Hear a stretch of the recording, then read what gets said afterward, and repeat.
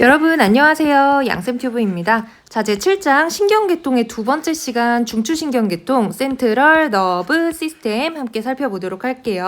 우리 신경계통은 3개 영상으로 되어 있죠. 첫 번째 시간 신경 조직에 대해서 뉴런에 대해서 이야기를 하면서 뉴런의 축삭을 감싸고 있는 마리집이라는 것이 중요하다는 걸 이야기했고, 이 마리집을 만들어내는 것이 신경악교세포 중에 올리고덴드로사이트이다. 이런 것을 기억하세요. 뭐 아스트로사이트는 BBB 뭐 이런 것들 같이 공부를 했었지요. 중요한 거 기억한 상태로 두 번째 시간 넘어오면, 두 번째 시간은 중추신경계통 브레인과 스파이널 코드에 대해서 함께 알아보겠습니다.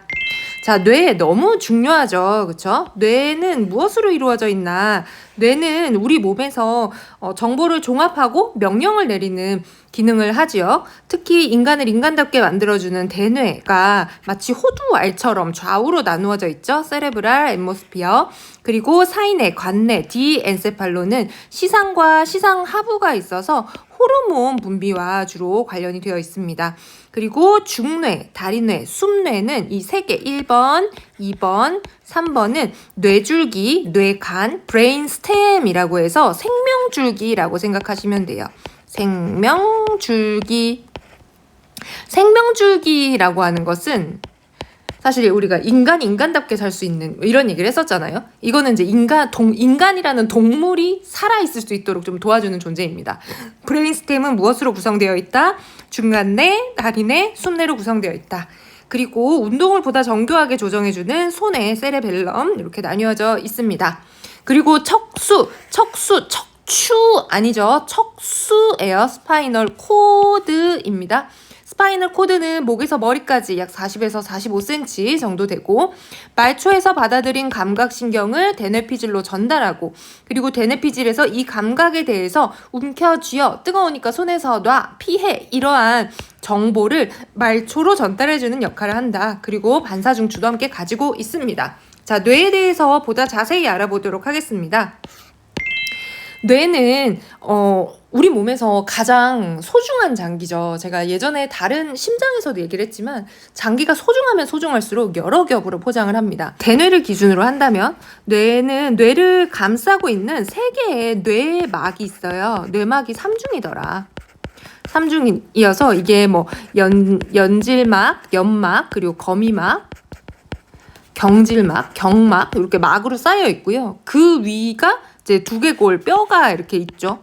그리고 그 외에 뭐 머리 껍질, 그리고 머리카락까지. 그래서 뇌를 아주 단단히 잘 보호를 하고 있습니다. 그리고 우리가 이제 뭐 과자 같은 것도 부서지지 않게 하기 위해서 질소를 가득 채운다던가, 두부를 샀을 때도 여러분 두부 이렇게 까보면은 물에 들어있잖아요. 그 왜 물에 들어있지? 두부가 손상된다든지 말라 비틀어진다든지 아니면 운송 과정에서 막 부딪혀가지고 깨진다든지 이런 걸 막기 위해서 두부를 이렇게 구매를 하면 플라스틱 통 안에 두부가 물 속에 들어있잖아요. 이 물의 존재가 뇌에서는 이 뇌척수액입니다. 세레브로 스파이널 플루이드 CSF라고 하는 거죠. 그래서 3중의 뇌막, 그리고 두개골, 두피, 머리카락까지 뇌를 감싸고 있지만 또 그 사이에 이 뇌척수액이라는 존재가 뇌를 보호하고 있더라. 아, 물리적으로는 그렇군. 자, 그리고 여기 보시면 우리가 대뇌 반구, 세레브랄 앰모스피어, 대뇌, 우리가 알고 있는 대뇌입니다. 그리고 대뇌 아래 보면은 뒤통수 부위에 소뇌가 있죠. 세레벨럼. 그리고 뇌줄기, 뇌간, 브레인 스템 시리즈가 뭐다? 1번, 2번, 3번, 중간뇌, 그리고 다리뇌, 숨뇌, 연수 이렇게 나뉘어져 있다. 그리고 사이뇌, 간뇌. 얘는 존재감이 좀 적어요. 자, 뇌의 구성에서 우리가 좀 외워야 되는 게, 일단 대뇌의 존재감에 대해서 좀 공부를 해야 됩니다. 이거 같이 공부를 할 거고요. 그리고 뇌줄기가 무엇인가, 요것들을 좀 구분을 할 수 있어야 돼요. 넘어가 볼게요. 자, 일단 대뇌의 존재감에 대해서 공부를 해봅시다. 대뇌라고 하는 거는 호두알처럼 이렇게 양쪽으로 나뉘어져 있죠. 한 개의 덩어리지만 양쪽으로 나뉘어져 있다. 그래서 우리가 대뇌 반구라고 한다. 세레브랄 앰모스피어라고 한다. 그리고 대뇌라고 하는 것은 이제 여기서 조금 깊이 들어가면은 뇌를 이렇게 반으로 잘라봤더니 바깥쪽에 요 이제 노리끼리한 부분 있죠. 여기는 노리끼리하게 표기가 됐는데 사실은 좀 진한 회색이에요. 그죠? 회색질과 안쪽에 허여 멀거나 백질로 나누어져 있는 거예요, 뇌가. 그래서 뇌의 바깥 부분은 대뇌 피질, 대뇌 겉질, 세레브랄 코르텍스라고 하고 회색질이라고 합니다. 회색질은 작은 신경 세포들이 모여 있는 곳이에요. 세포라고 하는 것은 자기가 뭔가 가치 판단을 할 수 있는 존재들이거든요. 그래서 받아들여진 정보들을 조합하고 명령하고 판단하는 역할을 합니다. 고도의 정신활동을 하는 거죠. 인간이 인간답게 살 수 있도록. 아픈 사람이 길거리에 쓰러져 있어. 그럼 어떻게 해야 되지? 그러면 그 사람의 상태를 보고 뭐 필요하면 119를 불러준다든지 뭐 이런 것들이 고도의 외부의 정보를 우리가 받아들이는 거잖아요. 그래서 감각인지라든지 수의 운동 조절, 내가 스스로 운동을 조절하는 것들, 신경질이 나. 화가 났으니까 나는 부술 거야가 아니라 신경질이 나지만 나는 참을 거야. 이런 것들이 주먹을 나가지 않게 하는 수의 운동이죠. 기억이나 사고, 언어 같은 활동하는 게 어디서 이루어진다? 대뇌의 겉질에 이루어진다. 대뇌라고 하는 게 그냥 한 덩어리인 줄 알았는데 그렇지 않고 바깥 부분과 안쪽이 있는데 바깥 부분에 신경세포체들이 모여 있으면서 얘네가 뭔가를 똑똑하게 명령하고 판단하는 역할을 하더라. 그곳이 회색질, 그레이 매터이다. 그래서 이 그레이 매터로 이루어진 부분들이 대뇌 바닥계, 베이잘 강글리아, 그리고 대뇌 둘레계통, 우리 변연계라고도 하죠. 림빅 시스템, 그리고 대뇌 피질, 세레브랄 코르텍스, 이 부분들이 이 회색질로 이루어진 부분입니다. 잘 모르겠다. 뭔 소린지 모르겠네. 학교에서 수업 들었는데 뭔 소린지 몰랐는데 여기서도 뭔 소린지 모르겠다. 이러면 일단 회색은 세포가 옹기종기. 세포들이 옹기종기 모여가지고 뭐 하겠어요? 생각을 하겠죠. 생각을 많이 하면 그 다음에 현명한 어떤 결과가 나오지 않습니까? 그래서 고도의 정신활동이다. 이렇게 옹기종기 모여. 사람이 여럿이 모이면 그 하나보다 둘이 나아야 되잖아요.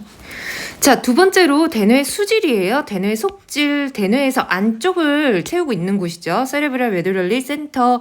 안쪽은 백질, 화이트 매터로 이루어져 있습니다. 바깥쪽은 회색질, 신경세포체가 옹기종기 빽빽하게 모여 있어서 회색, 진한 색깔이었고요. 안쪽은 백질이에요. 백질에는 마리집 신경 축삭이 있어서 정보를 전달하고 연결해주는 역할을 합니다. 대뇌 피질은 무엇이다? 피질은 세포체들이 모여 있어서 스스로 생각하고 판단하는 정신활동을 하는 곳이고, 그리고 대뇌 수질, 속질은 바깥쪽으로 이 피질로 신경정보를 전달해주는 역할을 한다라는 차이가 있어요. 그래서 여러분 이 대뇌 피질과 대뇌 수질이 해부생리학을 처음 배울 때는 막 반드시 개념을 구분해야 되는 건 아닌데 계속해서 공부를 하면서 병리학이라든지 뭐 성인간호학이라든지 이런데 질환들과 같이 연결이 될 때는 이 베이잘 강글리아, 뭐 림빅 시스템 이런 부분들을 또다시 언급이 되거든요. 자, 대뇌 피질의 중요성에 대해서 제가 방금 말씀드린 것처럼 대뇌 피질, 겉질, 세레브랄 콜텍스는 회색질, 그레이 매터로 이루어져 있다. 그래서 신경 세포체들이 옹기종기 모여서 명령이나 판단, 인지활동을 하더라. 예를 들어 이런 것들이 있죠. 대뇌 바닥핵 같은 경우 베이잘 강글리아. 베이잘 강글리아는 어디였지?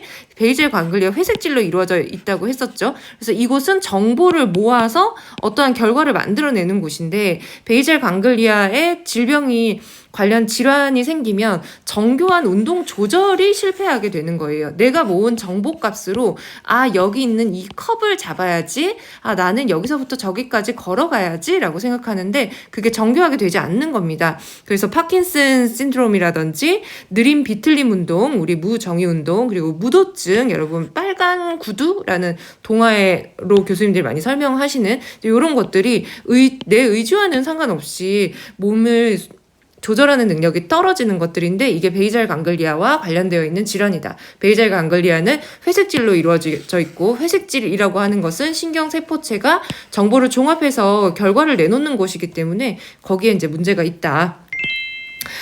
자, 다음은 이제 대뇌 반구에서 대뇌 피질의 기능 국제에 대해서 같이 이야기를 해보려고 합니다. 대뇌 피질, 대뇌 겉질은 회색질이었고 외부에서 들어오는 정보들을 종합하는 곳이라고 했었죠.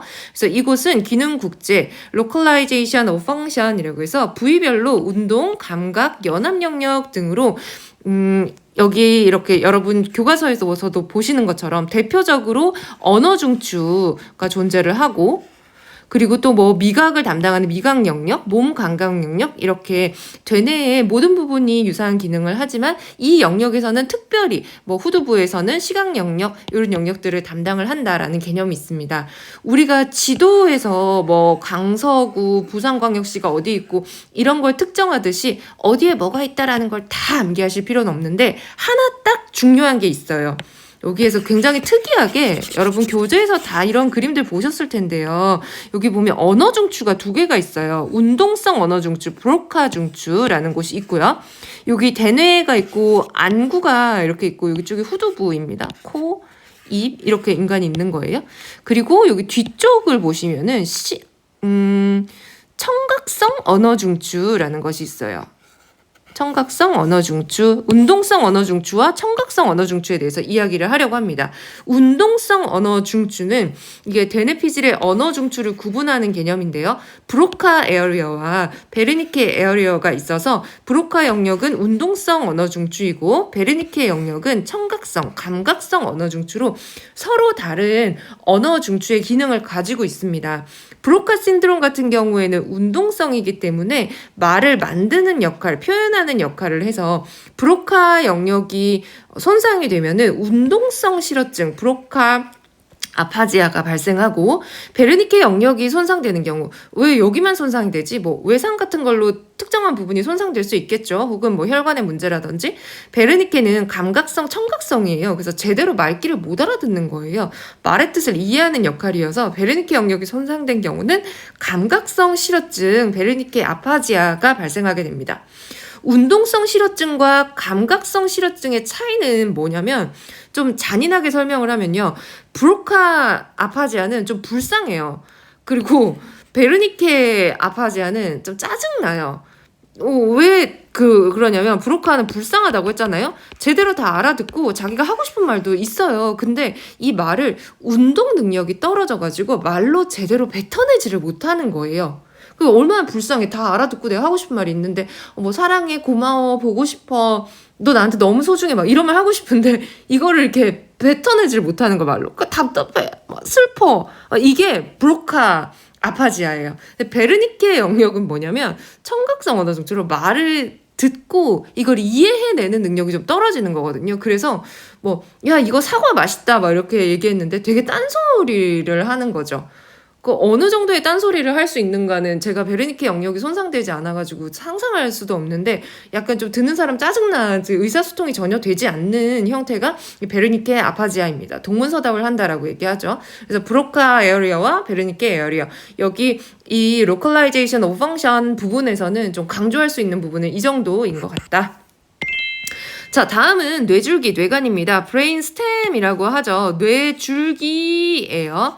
뇌줄기는 우리 대뇌라고 하는 것이 인간이 인간답게 하는 정보를 전달하고 그 정보를 판단하고 인식하고 저장하고의 역할이었다면 뇌줄기는 인간도 가지고 있고 도롱뇽도 가지고 있는 존재입니다.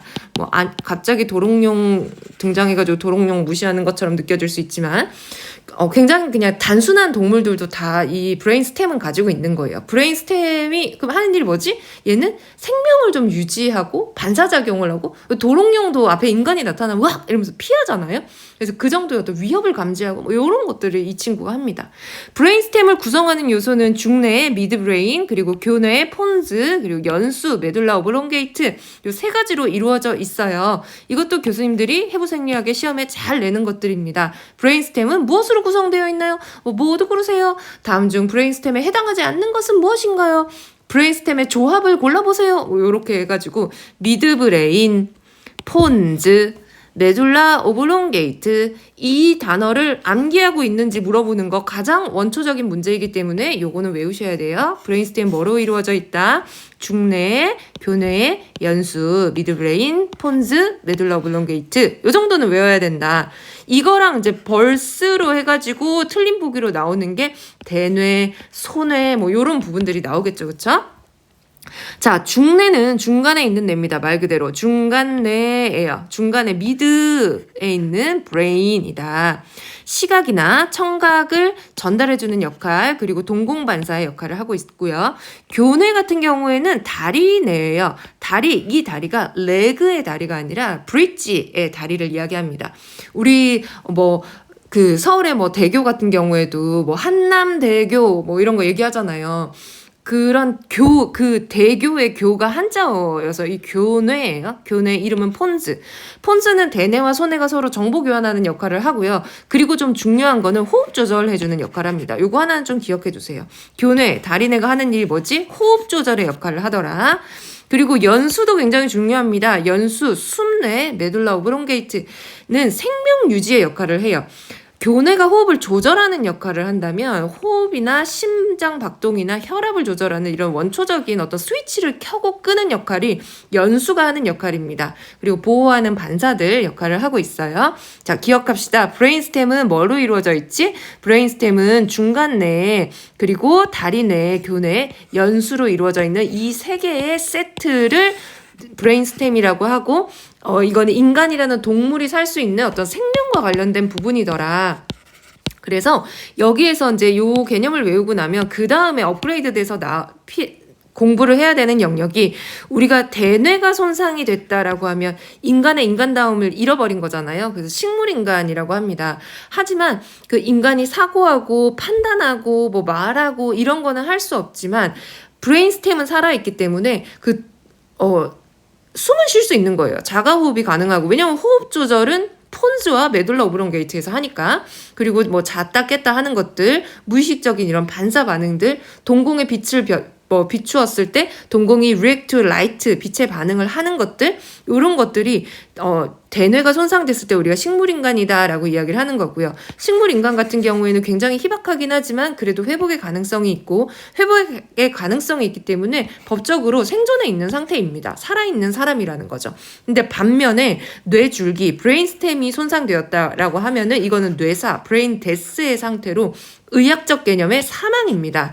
사망이기 때문에 법적으로 사망을 인정하는 거고, 이 사람은 지금 숨은 붙어 있지만 인간으로서의 삶을 회복할 수 없는 존재고 일시적으로 생명을 유지하고 있는 상태이기 때문에 회복이 불가하죠. 그래서 이 사람에게 건강하게 가지고 있는 간이라든지 신장이라든지 각막이라든지 이런 것들을 다른 사람에게 이식해 줄 수 있는 상태인 거예요. 이 식물인간과 뇌사의 상태는 다르다. 뇌사의 상태를 판단하는 것이 브레인스템의 손상이 있을 때 뇌사라고 판단을 하더라. 그리고 브레인스템은 무엇으로 구성이 되어 있다? 미드브레인, 폰즈, 메둘라 오블롱게이트로 구성이 되어 있다. 이렇게 암기하시면 되겠습니다.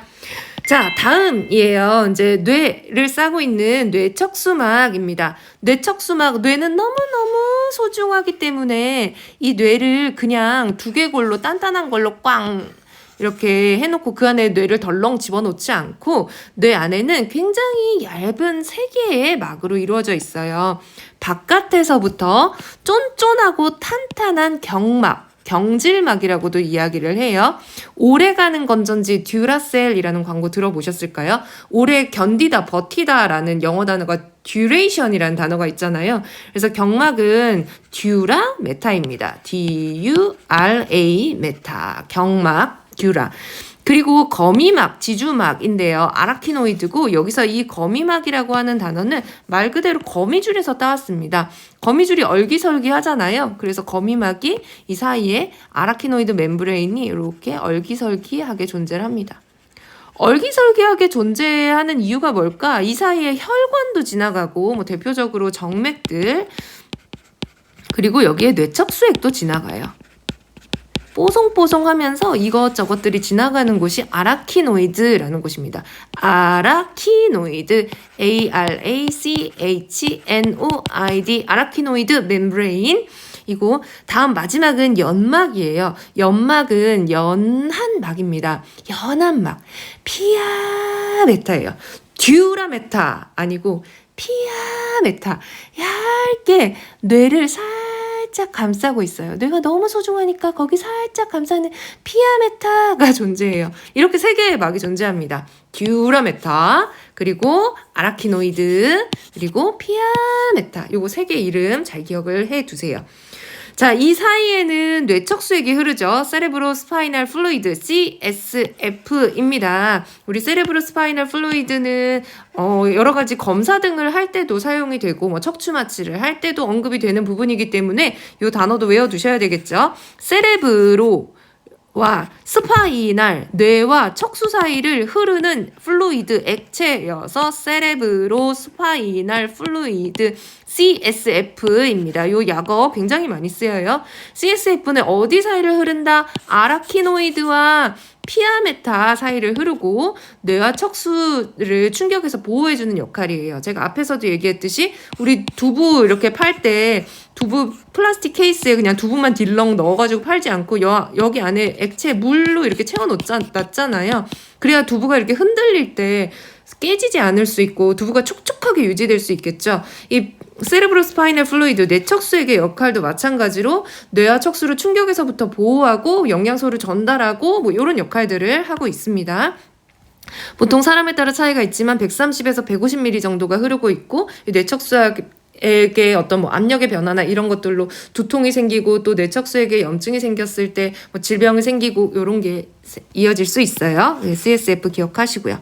자, 그리고 여기서 이제 요까지는 사실 해부 생리학에서 우리가 공부를 하는 부분이고, 우리가 이 듀라메타라든지 아라키노이드 멤브레인 그리고 피아메타에 대해서 암기를 해야 되는 이유는 나중에 질환에 대해서 공부를 할 때 EDH, SDH, SAH, ICH 같은 뇌 출혈들이 언급이 될 때 EDH가 뭐지?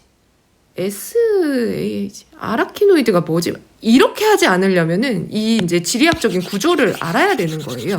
그러니까 피가 났어.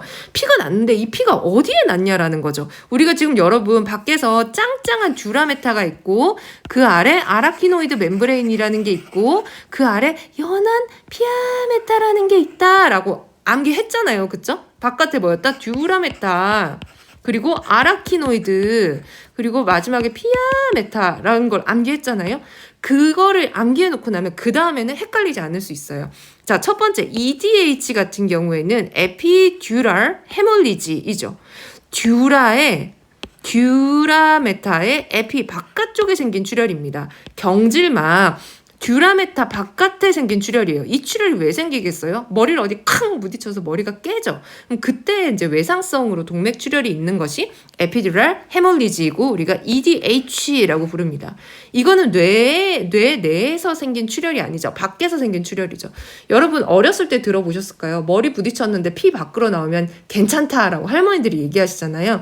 이게 이 어떤 SAH나 ICH인 것보다 EDH가 어떤 생명에 큰 지장이 좀 덜하다라는 그런 이야기입니다. 머리 피가 바깥으로 터져 나온 거.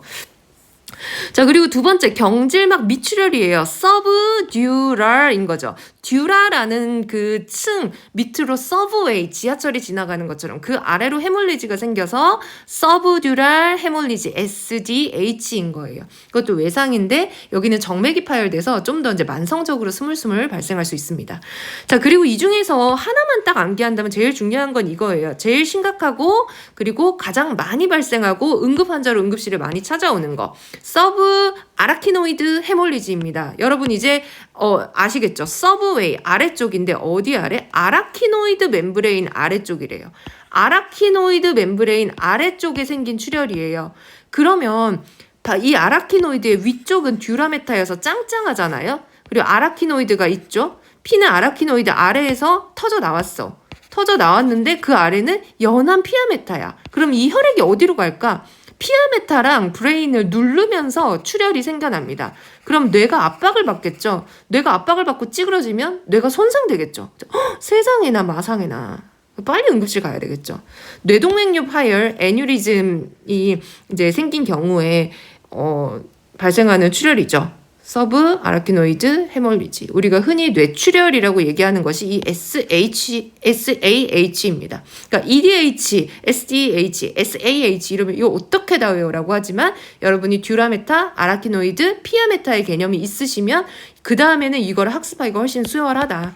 그리고 마지막으로 인트라세레브랄 헤몰리지 ICH는 이제 뇌 뇌출혈이고요. 고혈압 관련된 손상입니다. 기준은 이 SAH 서브 아라키노이드 헤몰리지를 기준으로 암기하시면 되고 뭔 소린지 모르겠다라고 하면 밖에서부터 듀라메타, 아라키노이드 멤브레인, 피아메타 이렇게 암기하시면 되겠어요. 자, 두 번째 시간 여기서 마무리하겠습니다. 이제 우리가 중추신경계통 센트럴 너브 시스템에 대해서 공부했고요. 다음 시간에는 말초신경계통 페리페랄 너브 시스템 그리고 뇌신경송 해서 12개의 뇌신경을 같이 한번 외워보는 시간 가질게요. 여러분 고생하셨습니다. 감사합니다.